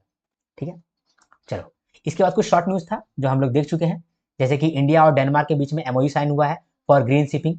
डेनमार्क जो है वो सेंटर ऑफ एक्सीलेंस खोल रहा है इंडिया के अंदर। ठीक है, ये हम लोग देखें ताकि इंडिया का मैरीटाइम सेक्टर जो है स्ट्रांग हो पाए। साथ में हम लोग ये देखें कि IALA काउंसिल मीटिंग हुआ है कहाँ पर? नाइस, फ्रांस में। India as a vice president participate कर रहा है, इसका प्रेसिडेंट ब्राजील है। इंडिया का पहला NBFC मैरीटाइम सेक्टर में सागरमाला फाइनेंस कॉर्पोरेशन लिमिटेड बन गया है। ठीक है, ये हम लोग देखें। तो सबसे पहला न्यूज हम लोग देखें कि render paste holding facility category A का सर्टिफिकेशन मिला है ICAR निषाद। इसका क्या मतलब है? देखो, रेंडर पेस्ट एक तरह का वायरस है जो कि कैटल लोगों को होता है, जैसे कि गाय, भैंस, इन लोग को होता है। ये जो वायरस है ये बहुत कॉन्टेजियस है और इससे बहुत डेथ हो जाता है कैटल्स का। तो ये कैटल प्लेग की तरह इसको कंसिडर किया जा सकता है। तो कैटल प्लेग के लिए जो वायरस होता है उसको बोलते हैं रेंडर पेस्ट। ये जो रेंडर पेस्ट है, इस वायरस को हम लोग को ध्यान से रखना चाहिए। तो ध्यान से रखने के लिए 2 ऑर्गेनाइजेशन इसका जिम्मेदारी उठाया है। एक है फूड एंड एग्रीकल्चर ऑर्गेनाइजेशन और दूसरा है world organisation for animal health. ये जो रेंडर पेस्ट का वायरस है इसको खास जगह में ही रखा जाता है और उन खास जगह में से एक जगह इंडिया का भी है, ICAR निषाद भोपाल। इसको अभी चुना गया है as a category A RHP, rinderpest holding facility. ठीक है, यहाँ पर ये जो वायरस है ये रहेगा, इसको स्टोर किया जाएगा और इसको एक्सपेरिमेंट भी किया जाएगा। कैटेगरी A के साथ कैटेगरी B, C बहुत सारा होता है, लेकिन इंडिया को कैटेगरी A में रखा गया है। यानी कि कैटेगरी A में ना इस वायरस को आप रख भी सकते हैं केयरफुली और इसमें एक्सपेरिमेंट भी कर सकते हैं, आपका अलाउड होता है। तो 1 साल के लिए अलाउ किया गया है ICAR निषाद को, जो कि भोपाल के अंदर आता है। ये इंडिया के लिए बड़ा बात है। ठीक है, इसके बाद ICAR निषाद जो है इसके लिए अप्लाई किया था 2019 में, अब जाकर के इसको इसका अलाउ मिला है। ठीक है, इसको अलाउ हुआ है। साथ में सिंस इसको कैटेगरी A का मतलब दर्जा दिया गया है, इस वजह से ये सिर्फ ग्लोबली 6 लैब के अंदर एक लैब है, समझे? 6 ही लैब है ग्लोबली जिसको कैटेगरी A RPH का फैसिलिटी दिया जाता है। ठीक है, अलाउ किया जाता है। इंडिया भी उसके अंदर आ गया। ठीक है, ये इंपॉर्टेंट न्यूज था। आगे बढ़ते हैं। दूसरा हम लोग क्या देखें कि QS वर्ल्ड यूनिवर्सिटी रैंकिंग 2026 आया है। ठीक है, ये किस बेसिस पे आया है? 1.6 मिलियन एकेडमिक पेपर्स के आधार पर, 1.5 लाख प्लस एकेडमिक्स के आधार पर और 1 लाख प्लस एम्प्लॉयर्स के आधार पर यूनिवर्सिटी को रैंक किया गया है 2026 के लिए। तो 5 पैरामीटर है जिसको हम लोग यहाँ पर लेंस कह रहे हैं। इन 5 पैरामीटर्स पे ही हम लोग जज किए हैं कि कौन सा यूनिवर्सिटी कैसा है। पहला लेंस है रिसर्च एंड डिस्कवरी, इसका वेटेज 50% है। दूसरा है एम्प्लॉयबिलिटी एंड आउटकम्स, इसका वेटेज 20% है। फिर ग्लोबल एंगेजमेंट, इसका वेटेज 15% है। लर्निंग एक्सपीरियंस, इसका वेटेज 10% है। और सस्टेनेबिलिटी, इसका वेटेज 5% है। तो ये 5 लेंसेज के आधार पर हम लोग ये चेक किए हैं कि कौन सा यूनिवर्सिटी कहाँ रैंक करता है। तो ग्लोबली अगर देखा जाए तो सबसे नंबर 1 पर है मैसाचुसेट्स इंस्टीट्यूट ऑफ टेक्नोलॉजी। ठीक है, मैसाचुसेट्स इंस्टीट्यूट ऑफ टेक्नोलॉजी। उसके बाद दूसरा में है इंपीरियल कॉलेज लंदन। तीसरा में है स्टैनफोर्ड, फिर ऑक्सफोर्ड, फिर हार्वर्ड। अगर इंडिया का बात करें तो टोटल 54 इंस्टीट्यूट है जो कि इस रैंकिंग के अंदर आया है। 54 इंडियन इंस्टीट्यूट, उसमें IIT 12 है। 6 ऐसा इंस्टीट्यूट है जो कि टॉप 250 के अंदर ठीक है। इंडिया जो है वो 4th मोस्ट रिप्रेजेंटेड कंट्री है after US, UK and China. ठीक है। अगर इंडियन इंस्टीट्यूट का बात करें तो टॉप में कौन है? आईआईटी दिल्ली 123 रैंक, फिर IIT Bombay 129 rank, IIT Madras 180 rank, IIT Kharagpur 215 rank और आईआईटी बेंगलुरु 219 रैंक। 5 ऐसा यूनिवर्सिटी है कि टॉप 100 के अंदर आया है based on employer reputation. Okay, आगे बढ़ते हैं। इसके बाद वेलफेयर स्कीम्स लाया गया है for unorganised workers in beedi, cine and mining sector. Mining sector है या फिर सिनेमा सेक्टर है, ठीक है, या फिर बीड़ी बनाने वाला सेक्टर है। तो इन सब सेक्टर में अनऑर्गेनाइज वर्कर के लिए 2 स्कीम आया है। पहला स्कीम है एजुकेशन असिस्टेंस स्कीम और दूसरा स्कीम है health care support scheme. Education assistance scheme के अंदर जो भी वर्कर्स हैं उनके बच्चों को हम लोग स्कॉलरशिप दे रहे हैं। कितना स्कॉलरशिप दे रहे हैं? 1,000 से लेकर के 25,000 तक हर साल। ठीक है, 1,000 से लेकर 25,000 रुपए तक हर साल स्कॉलरशिप देंगे फॉर देयर चिल्ड्रन। ठीक है, per year through national scholarship portal, और हर साल 1 लाख एप्लीकेशन रिसीव होगा। ठीक है। इसके बाद ये तो हो गया एजुकेशन असिस्टेंस स्कीम। अगर हेल्थ केयर सपोर्ट स्कीम की बात करें तो यहाँ पर हेल्थ केयर के लिए आउट केयर पेशेंट केयर है। जैसे मान लो कि डॉक्टर सुविधा देगा डिस्पेंसरी नेटवर्क के द्वारा। ठीक है, डॉक्टर सुविधा देगा, जो कंसल्टेशन होता है वो कंसल्टेशन देगा। इसके बाद अगर कोई स्पेशलाइज ट्रीटमेंट आपको कराना है तो उसके लिए भी रिइंबर्समेंट आपको मिल जाएगा। स्पेशलाइज ट्रीटमेंट अगर कहीं और से करा रहे हो, अगर माइनर इंजरीज है तो 30,000 तक का आपको रिइंबर्समेंट मिल जाएगा। और अगर कोई क्रिटिकल इलनेस है जैसे कि कैंसर, टीबी, तो उस केस में 7.5 लाख तक का आपको रिइंबर्समेंट मिल जाएगा। ठीक है, तो ये 2 स्कीम है for unorganised worker in beedi sector, cine sector and mining sector. ठीक है, अगला देखते हैं। तो अगला प्रोजेक्ट है एक टाइम डिससेमिनेशन प्रोजेक्ट। इस प्रोजेक्ट के अंदर हम लोग टाइम को डिससेमिनेट कर रहे हैं। हम लोग चाहते हैं कि पूरे देश में एक ही टाइम रहे, मिली सेकेंड, माइक्रो सेकेंड कहीं पर भी गैप ना रहे, एकदम एक टाइम पूरे देश के लिए। तो इसके लिए हम लोग क्या किए हैं, हम लोग चाहते हैं कि जो इंडियन स्टैंडर्ड टाइम है वो एकदम millisecond to microsecond accuracy के साथ पूरे इंडिया में फैल जाए, डिससेमिनेट हो जाए। इसीलिए प्रोजेक्ट का नाम है टाइम डिससेमिनेशन प्रोजेक्ट। ठीक है, कैसे हम लोग करेंगे? 5 रेफरेंस एरिया खोजेंगे, 5 रेफरेंस एरिया में एटॉमिक क्लॉक बनाएंगे। ये एटॉमिक क्लॉक जो है एकदम माइक्रो सेकेंड एक्यूरेसी के साथ पूरे इंडिया में करेक्ट टाइम पहुंचाएगा। 5 एटॉमिक क्लॉक कहाँ बनने वाला है? अहमदाबाद, बेंगलुरु, भुवनेश्वर, गुवाहाटी, फरीदाबाद। ठीक है, ये किसके द्वारा ये किया जा रहा है? Ministry of consumer affairs, food and public administration. और इसमें कोलैबोरेट करेगा सीएसआईआर, नेशनल फिजिकल लैब, और इसरो भी इसमें मदद करेगा। ठीक है, आगे देखते हैं। आगे है परफॉर्मेंस ग्रेडिंग इंडेक्स। इस इंडेक्स के अंदर हम लोग जो स्कूल एजुकेशन सिस्टम है इसको इवेल्युएट करते हैं, इसका परफॉर्मेंस का इवेल्युएट करते हैं और परफॉर्मेंस के आधार पर इसको ग्रेड देते हैं। इसीलिए इनका नाम है परफॉर्मेंस ग्रेडिंग इंडेक्स। परफॉर्मेंस के आधार पर ग्रेड देंगे स्कूल एजुकेशन सिस्टम को। इस इंडेक्स को भी बोल रहे हैं परफॉर्मेंस ग्रेडिंग इंडेक्स। शॉर्ट में इसको कहते हैं पीजीआई। तो पीजीआई 1.0 आया था 2017 में, और पीजीआई 2.0 थोड़ा सा इंप्रूव करके रिवैम्ड तरीके से आया था 2021 में। ठीक है, based on new education policy. ठीक है, किसके द्वारा जारी हो रहा है ये इंडेक्स? मिनिस्ट्री ऑफ एजुकेशन के द्वारा। तो पीजीओ 2.0 जो आया है इसके अंदर 73 इंडिकेटर्स है, 2 कैटेगरी है और 6 डोमेन है। ठीक है, 2 कैटेगरी, एक है आउटकम, दूसरा है गवर्नेंस। आउटकम के अंदर 4 डोमेन है और गवर्नेंस के अंदर 2 डोमेन है। आउटकम्स के अंदर learning outcomes and quality, access, ठीक है, इंफ्रास्ट्रक्चर एंड फैसिलिटी और इक्विटी। और गवर्नेंस के अंदर 2 डोमेन है, गवर्नेंस प्रोसेस और teacher training, teacher education training. ठीक है, तो ये 2 कैटेगरी के अंदर 6 डोमेन्स को चेक करते हुए हम लोग टोटल स्कोर 1000 रखे हैं, और वो 1000 का स्कोर में से अलग अलग स्टेट को हम लोग स्कोर दे रहे हैं, और जो स्टेट अच्छा स्कोर करेगा उनको अच्छा ग्रेड मिलेगा। तो ग्रेडिंग के लिए भी हम लोगों ने कोई सिस्टम जारी किया है। क्या सिस्टम है? देखो, अगर आपका स्कोर 90 से 100 के बीच में है तो आप दक्ष ग्रेड के अंदर आते हैं। इसी तरह से 81 के अगर 90 के बीच में है तो उत्कर्ष ग्रेड के अंदर आते हैं। इसी तरह से अगर 71 से 80% का रेंज में अगर आप स्कोर कर रहे हैं तो अति उत्तम ग्रेड के अंदर आएंगे। इसी तरह से 61 से 70 के रेंज में कर रहे हैं तो उत्तम का कैटेगरी में आएंगे। इसी तरह से प्रचेष्टा 1, प्रचेष्टा 2, प्रचेष्टा 3, फिर आकांक्षी 1, आकांक्षी 2 और आकांक्षी 3। इस तरीके का ग्रेड है based on the scores, percentage of scores. ठीक है, तो इस आधार पे ही ग्रेडिंग किया गया है अलग अलग स्टेट का। 2023-24 का डेटा दिया गया है, 2022-23 का डेटा, दोनों का डेटा आपको याद करना पड़ेगा। ठीक है, दोनों में नंबर 1 चंडीगढ़ है। चंडीगढ़ पहले प्रचेष्टा 2 के अंदर आ रहा था, अभी प्रचेष्टा 1 के अंदर आ रहा है। ठीक है, इसके बाद पंजाब है, दिल्ली है, गुजरात है, उड़ीसा है 2023-24 का केस में। और 22-23 के केस में पंजाब है, आंध्र प्रदेश बोल रहा हूँ, अंडमान एंड निकोबार आइलैंड है, फिर गुजरात है, केरला है। तो एक चीज अगर आप नोटिस करेंगे तो कोई भी ऐसा सिटी नहीं है, कोई भी ऐसा स्टेट नहीं है जो कि प्रतिष्ठा 1 से ऊपर गया हो, उत्तम, अति उत्तम, उत्कर्ष, दक्ष इस तरह का ग्रेड में पहुंचा हो। तो जो मैक्सिमम है वो प्रतिष्ठा 1 की कैटेगरी में ही है। इसका मतलब कि प्रतिष्ठा 1 का आप याद रखिएगा स्कोर कितना है, 51 से लेकर 60%। तो अभी तक सबका स्कोर 51% से लेकर 60% तक ही है। टोटल स्कोर कितना है, 1000। ठीक है। बिहार और तेलंगाना जो है वो बेस्ट इंप्रूवमेंट किया है इन एक्सेस टू एजुकेशन। ठीक है, ये भी हमने समझ ली। अगला देखते हैं, नेशनल टाइम रिलीज स्टडी। देखो, ये जो स्टडी किया गया है मिनिस्ट्री ऑफ फाइनेंस के द्वारा किया गया है, और इसमें एसेस किया जा रहा है कार्गो रिलीज टाइम कितना है, एवरेज में कार्गो को रिलीज करने के लिए कितना समय लगता है। देखो, कभी भी हम लोग एक्सपोर्ट करते हैं या फिर इंपोर्ट करते हैं तो कार्गो का चेकिंग होता है। ठीक है, उसमें इंपोर्ट और एक्सपोर्ट ड्यूटी लगता है। ठीक है, तो ये जो कार्गो का टाइम लगता है, तो इसमें जो कितना देर में रिलीज कर दिया जाता है, एवरेज में कितना देर में रिलीज कर दिया जाता है, इसको चेक करने के लिए हम लोग ये स्टडी को लेकर के आए हैं, नेशनल टाइम रिलीज स्टडी। ये 5th एडिशन है बाय मिनिस्ट्री ऑफ फाइनेंस।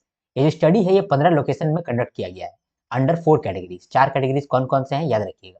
एक है सी पोर्ट, दूसरा है एयर कार्गो कॉम्प्लेक्स, तीसरा है इनलैंड कंटेनर डेपो जो कि ड्राई पोस्ट होता है away from coast of the areas, coastal India. ठीक है, इसके बाद है integrated check post, land border. तो हर जगह में कितना समय लग रहा है, नहीं लग रहा है, इसको भी आपको याद रखना पड़ेगा।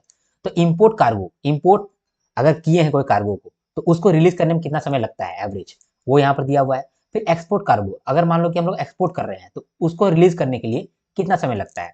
तो सी पोर्ट में लगता है 6 घंटा फॉर इंपोर्ट कार्गो, एसीसी में लगता है 5 घंटा, आईसीपी में लगता है 18 घंटा, और आईसीडी में 12 घंटा से टाइमिंग और बढ़ गया है। ठीक है, एक्सपोर्ट कार्गो कितना देर में रिलीज हो जाता है, सी पोर्ट में 29 आवर्स 36 मिनट्स के अंदर, एसीसी में 4 घंटा के भीतर भीतर आपका रिलीज हो जाता है, आईसीपी के अंदर 6 घंटा 10 मिनट, और आईसीडी के अंदर 30 घंटा। ठीक है, आगे बढ़ते हैं।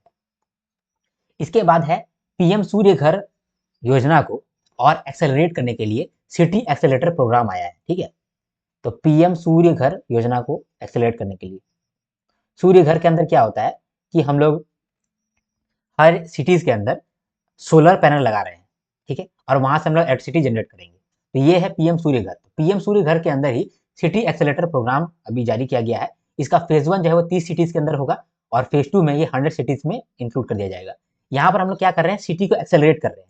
सिटी को कैसे एक्सेलरेट करेंगे पीएम सूर्य घर को अचीव करने के लिए, हम लोग टेक्निकल सपोर्ट देंगे अर्बन लोकल बॉडीज को और डिस्ट्रीब्यूशन कंपनीज को इन सेटअप एंड प्लानिंग। अच्छे से सेटअप करने सिखाएंगे, प्लानिंग करने सिखाएंगे। जो लोकल स्टाफ है उनको ट्रेन करेंगे, और लोकल इंस्टीट्यूट को ट्रेन करेंगे कि वो आगे ट्रेन करें। ठीक है, अगर ट्रेनिंग दे देंगे और सेटअप और प्लानिंग का टेक्निकल सपोर्ट भी दे देंगे, जल्दी से जल्दी सूर्य घर योजना इंप्लीमेंट हो पाएगा। साथ में हम लोग सिटी लेवल पॉलिसी सपोर्ट देंगे, सिटी को ये सिखाएंगे कि किस तरह से आपको रूल बनाना है, पॉलिसी बनाना है, ताकि पीएम सूर्य घर जो है वो जल्दी से जल्दी इंप्लीमेंट हो पाए। ठीक है, यही न्यूज था। आगे बढ़ते हैं। इसके बाद 25th मीटिंग हुआ है सेंट्रल जोनल काउंसिल का। ठीक है, तो आपको ये जानना जरूरी है कि कितना जोन होता है और क्या बोलते हैं जोन का ऑर्गेनाइजेशन स्ट्रक्चर क्या होता है, ये जो जोनल काउंसिल है ये करता क्या है।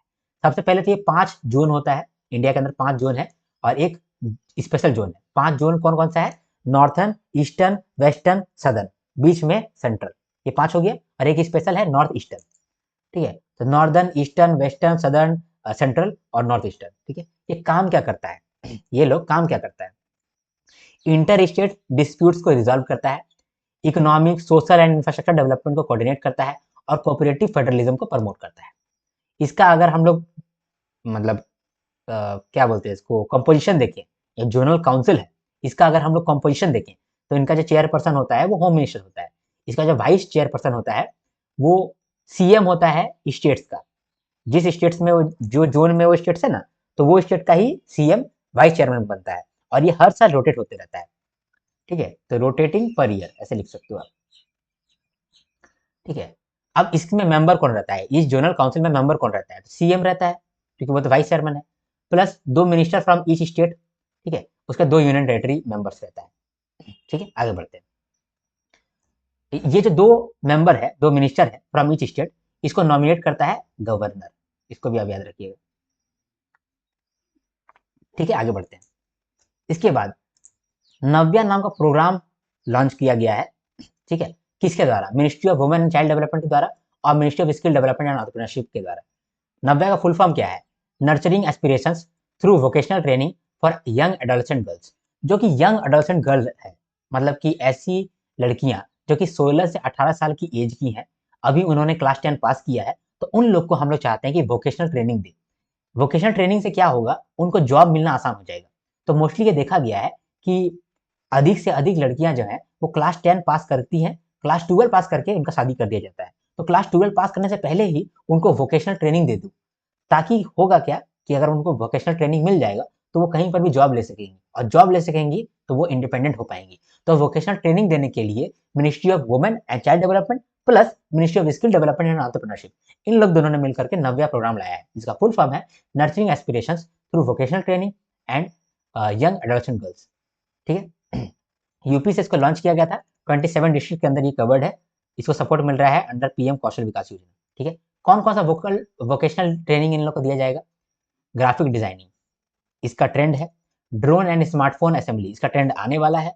CCTV and solar PV installation, finance and telecom sector और हैंड एम्ब्रॉयडरी। ठीक है, डन, आगे बढ़ते हैं। चलो, इसके बाद देखते हैं हाउस होल्ड इनकम सर्वे। देखो, इनकम सर्वे ना कलेक्ट करना बहुत मुश्किल है, और इंडिया ने रेयरली ही ऐसा कलेक्ट किया है इनकम डेटा। एक्सपेंडिचर सर्वे हम लोग करते हैं, एक्सपेंडिचर सर्वे करना आसान होता है, लेकिन इनकम डेटा को कलेक्ट करना मुश्किल होता है।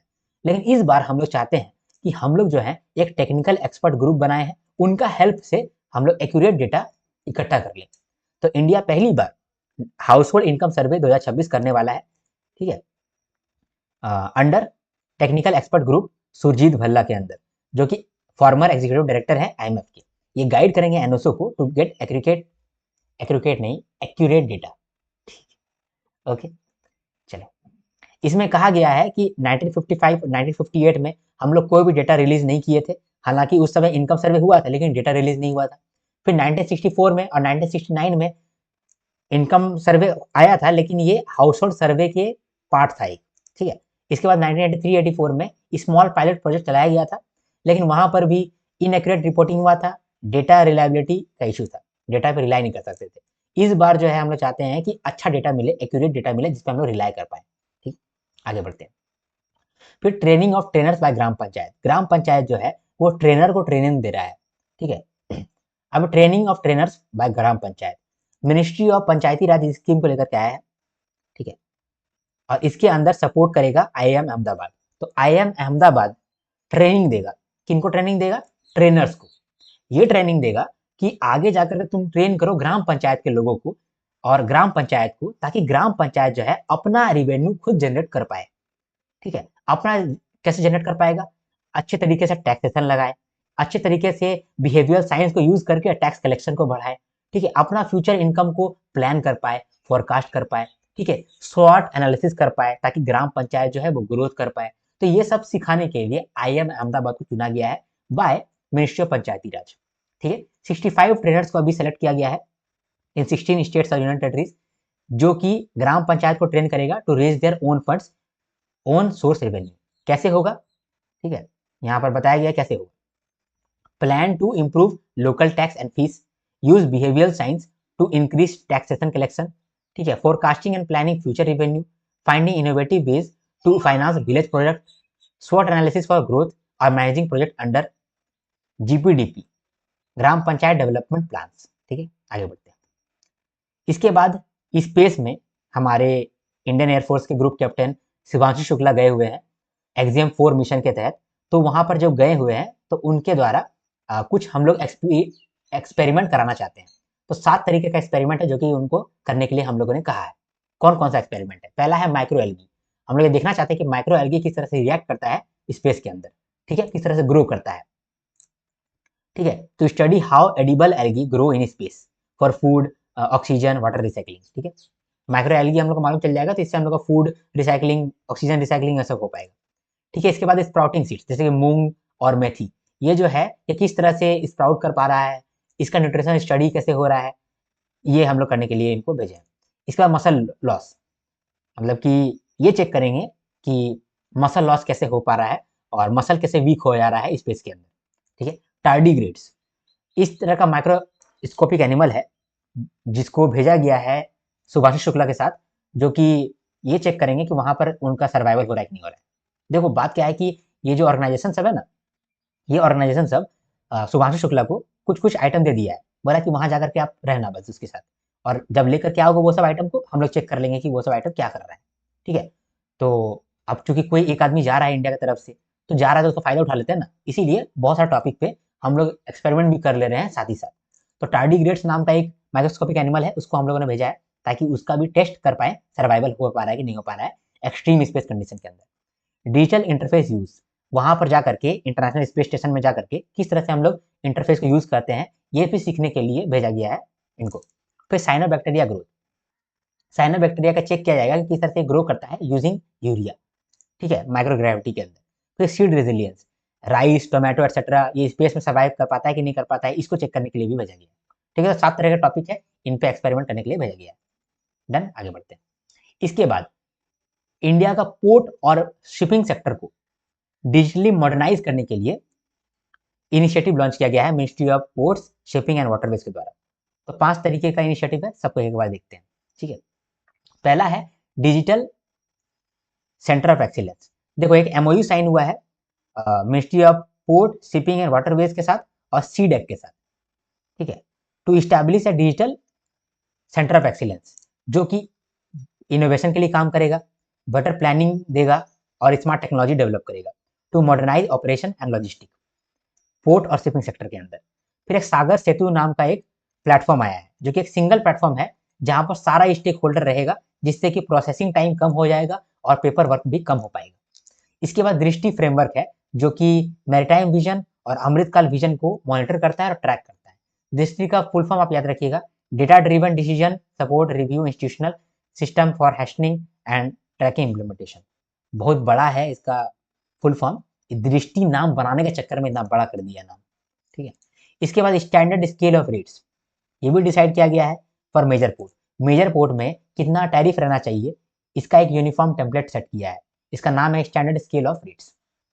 ठीक है, फिर एक रिपोर्ट भी जारी किया जिसका नाम है गेटवे टू ग्रीन, इसको पब्लिश किया गया है, जो कि एक रोड मैप देता है, एक प्लान डिसाइड करता है for how Indian ports can use green hydrogen, can export it and how they can produce it. ठीक है, तो ग्रीन हाइड्रोजन को कैसे बनाना है, कैसे इसको एक्सपोर्ट करना है, कैसे स्टोर करना है, इसका पूरा रोड मैप और प्लान दिया गया है इस रिपोर्ट के अंदर, जिसका नाम है गेटवे टू ग्रीन। ठीक, आगे बढ़ते हैं। इसके बाद मिनिस्ट्री ऑफ रूरल डेवलपमेंट और ministry of skill development and entrepreneurship, इन दोनों ने मिलकर के वापस से महिलाओं को शिक्षा देने के लिए कदम उठाया है। अभी हम लोगों ने देखा कि जो गर्ल्स हैं 16 से 18 साल की एज की, जो कि क्लास 10 पास करी है, उन लोग को हम लोग वोकेशनल ट्रेनिंग दे रहे हैं। ठीक है, इमर्जिंग टेक्नोलॉजीज पे, ताकि वो क्या बोलते हैं अपने आप को एम्पावर कर पाएँ और इंडिपेंडेंट बना पाएँ। तो सिर्फ़ क्या बच्चों को ही चाहिए? जो महिलाएँ बड़ी हो गई हैं, क्या उनको नहीं चाहिए? तो उनको भी तो चाहिए। तो इसीलिए ministry of rural development plus ministry of skill development and entrepreneurship, इन लोग दोनों ने एमओयू साइन किया है 3 साल के लिए। 3 साल के लिए एमओयू साइन किया है, ठीक है? 3 इयर्स के लिए। यहाँ पर ये लोग स्किल ट्रेनिंग कराएँगे कस्टमाइज़्ड, ठीक है? मतलब इमर्जिंग सेक्टर जैसे कि digital skills, marketing, financial literacy, compliance, इन सब का नॉलेज दिया जाएगा। प्लस ट्रेनर्स को भी ट्रेन किया जाएगा, जो कि सेल्फ हेल्प ग्रुप के मेंटर्स हैं, जो कि आगे जाकर के सेल्फ हेल्प ग्रुप के मेंबर्स को सिखाएंगे, उनको भी ट्रेन किया जा रहा है बाय जेएसएस, यानी कि जन संस्थान, जन शिक्षण संस्थान, फिर RSEITI और नेस्बट और NSTI। ठीक है, इसके साथ साथ हम लोग स्किल सर्टिफिकेशन भी दे रहे हैं साथ में। ठीक है, फिर हम लोग डिस्ट्रिक्ट स्किल प्लान के अंदर इंटीग्रेशन भी कर रहे हैं और अवेयरनेस भी फैला रहे हैं, कैंपेन्स के माध्यम से, लाइवलीहुड मेला के माध्यम से, रोजगार मेला के माध्यम से और मेंटरशिप प्रोग्राम के माध्यम से। ठीक है, आगे बढ़ते हैं। इसके बाद झरिया नाम का एक जगह है झारखंड में, जहां पर कोयला पूरा जल रहा है, जमीन के नीचे पूरा कोयला है, ऊपर कोयला जल रहा है। इसका मतलब कि पूरा जमीन के अंदर पूरा जल ही रहा है और जमीन धंस जा रहा है। ये बहुत बड़ा प्रॉब्लम है, अभी हाल फिलहाल में पूरा न्यूज में चल रहा था, इसीलिए इसका मास्टर प्लान इसके लिए बनाया गया है सरकार के द्वारा। मास्टर प्लान अप्रूव किया गया है, जिसमें 5940 करोड़ रुपया इसमें एलोकेट किया गया है। सबसे पहले इसमें मोस्ट वल्नरेबल साइट्स को खोजा जाएगा और वहां पर जो लोग रहते हैं उनको वहां से निकाला जाएगा, उनको रिहेबिलिटेशन दिया जाएगा। ठीक है, और साथ में वहां का फायर कंट्रोल करने की कोशिश किया जाएगा। दूसरा, 1 लाख रुपया दिया जाएगा, 1 लाख रुपया दिया जाएगा लाइवलीहुड के लिए फॉर फैमिली। जो फैमिली को हम लोग हटा रहे हैं उनको 1 लाख रुपया हम लोग देंगे पर फैमिली। ठीक है, और लोन देंगे अप टू 3 लाख, ताकि वो कोई बिजनेस स्टार्ट कर पाए, छोटा मोटा बिजनेस स्टार्ट कर पाए, स्किल डेवलपमेंट कर पाए। साथ में बेसिक इंफ्रास्ट्रक्चर भी बनाएंगे झरिया में, road, electricity, water supply, sewerage, ये सब का भी फैसिलिटी लेके आएंगे। साथ में डेडिकेटेड फंड भी बनाया गया है to promote job and income generation in Jharia, Jharia alternative livelihood rehabilitation fund. ठीक है, आगे बढ़ते हैं। इसके बाद स्टैटिस्टिकल रिपोर्ट जारी किया गया है on value of out from agriculture and allied sector. तो एग्रीकल्चर और अलाइड सेक्टर से हम लोग का कितना आउटपुट आया है, इसका एक रिपोर्ट आया है। ठीक है, ये डिस्कस करता है 2011-12 से लेकर के 23-24 का डेटा। ठीक है, ये डेटा किसके द्वारा आया है? Ministry of statistics and programme implementation के द्वारा आया है। यहाँ पर जीवीए का डेटा दिया गया है और जीवीओ का डेटा दिया गया है। जीवीए का मतलब होता है ग्रॉस वैल्यू एडेड और जीवीओ का मतलब होता है ग्रॉस वैल्यू आउटपुट। ठीक है, कितना बनाए हैं और कितना वैल्यू ऐड किए हैं, इसको और डिटेल में हम लोग समझेंगे जब नेशनल इनकम को पढ़ेंगे। ठीक है, तो जीवीए ऑफ एग्रीकल्चर कितना बढ़ा है? 225% से बढ़ा है। 1502,000 करोड़ था, वो हो गया है 4878,000 करोड़। 2011-12 से लेकर के 2023-24 का डेटा है। ठीक है, ये करंट प्राइस में है। ठीक है, इसमें इन्फ्लेशन भी एडेड होगा, इसीलिए करंट प्राइस में लिखा हुआ है। इसके बाद जीवीओ का बात करें तो 1908,000 करोड़ से बढ़ करके 2949,000 करोड़ हो गया है। ठीक है, 54.6% का ग्रोथ है। क्रॉप सेक्टर जो है वो लार्जेस्ट कंट्रीब्यूटर है। डन, समझ में आ गया आपको? इसके बाद टॉप स्टेट्स कौन कौन से हैं? सीरियल्स यानी कि अनाज के जीवीओ के अंदर अनाज उत्पादन में सबसे टॉप स्टेट्स कौन कौन से हैं? UP, MP, Punjab, Telangana and Haryana. Fruits में बनाना सबसे ज्यादा प्रोडक्शन किया है और वेजिटेबल में पोटैटो सबसे ज्यादा प्रोडक्शन किया है। फिशिंग कंट्रीब्यूशन देखा जाए तो फिशिंग का कंट्रीब्यूशन बढ़ गया है एलाइड सेक्टर के अंदर। पहले 4.2% था, अब 7.0% हो गया है। इसके बाद एमपी जो है वो टॉप कंट्रीब्यूटर है स्पाइसेस के अंदर। ओके, आगे बढ़ते हैं। फिर अमृत स्कीम का 10 साल पूरा हो गया है। ठीक है, तो अमृत स्कीम आपके लिए बहुत इंपॉर्टेंट हो गया इस बार के एग्जामिनेशन के लिए। इसका अचीवमेंट यहाँ पर दिया गया है कि टैप कनेक्शन जो है वो 2.03 करोड़ हो गया है। सीवर कनेक्शन जो है 1.5 करोड़ हो गया है। प्रोजेक्ट सैंक्शन किया गया था 2.73 लाख करोड़ का, जिसके अंदर 1.12 लाख करोड़ का कंप्लीट हो गया है प्रोजेक्ट। जल ही अमृत ये इनिशिएटिव लेकर के आया गया है ताकि एफिशिएंट सीवेज ट्रीटमेंट को प्रमोट किया जा सके। फिर सेल्फ हेल्प ग्रुप को भी यहाँ पर, सेल्फ हेल्प ग्रुप वुमेन जो है उनको भी यहाँ पर इंक्लूड किया गया है। इसके साथ साथ एक और डेटा दिया गया है कि इंडिया का जो सोशल प्रोटेक्शन कवरेज है वो बढ़ गया है। यानी अब जो है इंडिया के जो नागरिक है वो पेंशन, इंश्योरेंस इसके अंदर अब अपने आप को रजिस्टर कर रहे हैं। ठीक है, 19% 2015 में था जो कि 64% हो गया 2025 में। 90 करोड़ लगभग ऐसे लोग हैं जिन्होंने कम से कम एक सोशल प्रोटेक्शन स्कीम के अंदर एनरोलमेंट लिया हुआ है। 30 करोड़ ऐसे लोग हैं जो कि अनऑर्गेनाइज सेक्टर के लोग हैं जो कि ई श्रम पोर्टल के अंदर मतलब रजिस्टर्ड है। इंश्योरेंस में 51 करोड़ है अंडर प्रधानमंत्री सुरक्षा बीमा योजना, 26 करोड़ है अंडर प्रधानमंत्री जीवन ज्योति योजना, और पेंशन अगर देखा जाए तो 5.13 करोड़ है पीएम श्रम योगी मानधन योजना के अंदर, और हाउसिंग में 4 करोड़ प्लस हाउसेस बन गया है अंडर पीएम आवास योजना। ठीक है, यहाँ पर लगभग हम लोगों ने सारा का सारा न्यूज कवर कर लिया। कुछ शॉर्ट न्यूज है उसको भी कवर कर लेते हैं। शॉर्ट न्यूज क्या क्या है? फाइनेंस मिनिस्ट्री जो है वो आइस टैब डिवाइस को लॉन्च किया है जो कि इंडिया का लॉजिस्टिक परफॉर्मेंस इंडेक्स का रैंकिंग को बढ़ाएगा। क्यों? क्योंकि इससे ट्रांजैक्शन कॉस्ट और टर्न अराउंड टाइम कम हो रहा है एक्सपोर्ट्स के अंदर। ओके, दूसरा, इंडिया का लार्जेस्ट ट्राइबल कैंपेन धरती आबा जन भागीदारी अभियान है। आपसे पूछ सकता है धरती आबा जन भागीदारी अभियान किस सेक्टर के लिए है? ठीक है, तो आपको ये बताना पड़ेगा ट्राइबल कैंपेन है ये। ठीक है, इसका 5 पिलर है, 5 पिलर भी पूछ सकता है। जन भागीदारी, saturation, cultural inclusion, convergence and last mile delivery. ठीक है, इसके बाद आदि कर्म योगी बेटा ये लॉन्च किया गया है फॉर ट्राइबल एम्पावरमेंट। फिर डिजिटल पेमेंट अवार्ड 2025 आया जिसमें 21 ऑनर किए गए। इसके अंदर जो डिजिटल पेमेंट इंडेक्स है इसमें टॉप किया है इंडिया पोस्ट पेमेंट बैंक। ठीक है, इसके बाद नक्षत्र, ये इंडिया का पहला हाई परफॉर्मेंस कंप्यूटिंग क्लस्टर है। ठीक है, इंडिया का पहला हाई परफॉर्मेंस कंप्यूटिंग क्लस्टर है वायरस रिसर्च के लिए, इसका नाम है नक्षत्र, ये आपसे पूछ सकता है। ठीक है, इसके बाद डीएसटी लैब जो है डेवलप किया है solar driven green hydrogen device. ये जो डिवाइस है ये ग्रीन हाइड्रोजन बना सकता है by splitting water using only solar energy and earth abundant materials. ठीक है, इसके बाद पब्लिक सेक्टर बैंक का परफॉर्मेंस यहाँ पर बताया गया है कि बिजनेस कितना हुआ है, नेट एनपीए कितना हुआ है, नेट प्रॉफिट कितना हुआ है और डिविडेंड कितना बढ़ा है फाइनेंशियल ईयर 23 से लेकर के 25 के बीच में। ठीक है, फिर world police and fire games हुआ है, ये हर 2 साल में होता है। ठीक है, और है, अभी करंट होस्ट है अहमदाबाद इंडिया। इसके बाद national skill gap study launch किया गया है by ministry of skill development and entrepreneurship. ठीक है, यहाँ पर स्टडी कंडक्ट किया जाएगा कि स्टेट लेवल में और सेक्टरल लेवल में डिमांड क्या है और एक्चुअल में स्किल कितना है, इसके बीच में गैप कितना है। ठीक है, इसके बाद डीजीएफटी ने रिस्ट्रिक्ट कर दिया है import of gold based alloys, इसको भी आप रीड कर लेना। और मिजोरम जो है वो एमओयू साइन किया है भाषणी डिवीजन के साथ, ताकि मल्टीलिंगुअल गवर्नेंस हो सके। ठीक है, तो यहाँ पर हम लोगों ने समराइज कर दिया सारा न्यूज़ को। आई होप आपको मेरा वीडियो पसंद आया। अगर आपको मेरा वीडियो पसंद आया तो आप लाइक जरूर करके जाइए, बिना लाइक करे आप मत जाइए, क्योंकि आपका एक लाइक जो है वो मेरा वीडियो का क्रेडिबिलिटी को हाई कर देगा। आपका एक कमेंट जो है मेरा दिन बना देता है, तो आप कमेंट किए बिना अगर जाएंगे तो मुझे अच्छा नहीं लगेगा। आप जरूर कमेंट करो, आपका एक कमेंट से मेरा दिन भी गार्डन गार्डन हो जाता है, मतलब दिल गार्डन गार्डन हो जाता है, दिन बन जाता है, प्लस मेरा सारा मेहनत सफल हो जाता है। तो आप कमेंट जरूर करो, सब्सक्राइब करके जाओ, क्योंकि अगर आप आरबीआई ग्रेड बी का तैयारी कर रहे हो तो आपको मेरा चैनल आना ही पड़ेगा, आज नहीं तो कल। अगर आप आज आ गए हैं तो सब्सक्राइब करके रखो, आप फायदे में रहोगे। ठीक है, चलो अब मिलते हैं नेक्स्ट वीडियो में, तब तक के लिए हर हर महादेव, शंभू शंकर, जय हिंद जय भारत।